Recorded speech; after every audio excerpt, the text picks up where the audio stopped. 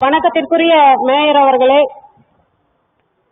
கிழக்கு மண்டல தலைவர் இளஞ்செல்வி கார்த்திக், மரியாதைக்குரிய துணை மேயர் அவர்களே, மாண்புமிகு ஆணையாளர் அவர்களே, துணை ஆணையாளர் அவர்களே, சக மாமன்ற உறுப்பினர்களே, மாநகராட்சி ஊழியர்களே மற்றும் பத்திரிகை நண்பர்களே, காவல்துறை நண்பர்களே, அனைவருக்கும் இனிய காலை வணக்கம். உள்ளாட்சி தேர்தல் நடைபெற்று முடிந்த பிறகு நடக்கும் முதல் சாதாரண கூட்டம் இது.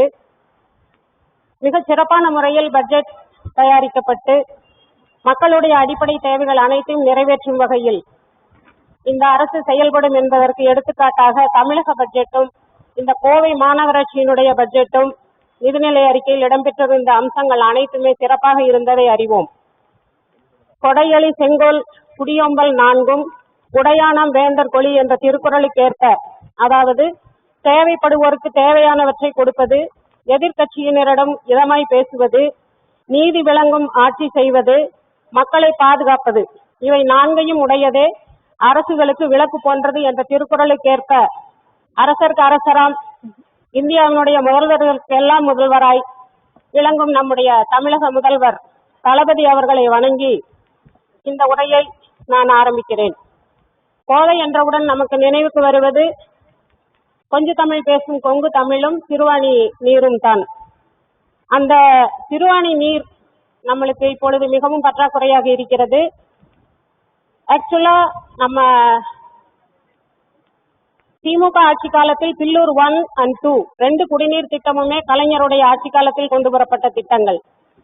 மேலும் ஆழியாறு கூட்டு குடிநீர் திட்டம், அதே மாதிரி கவுண்டம்பாளையம் கூட்டு குடிநீர் திட்டம் உள்ளிட்ட குடிநீர் திட்டங்களை தொலைநோக்கு பார்வையோடு கலைஞர் அரசு கொண்டு வந்ததனால்தான் இப்பொழுதும் மக்கள் அதன் மூலமாகத்தான் பயன்பெற்று வருகிறார்கள்.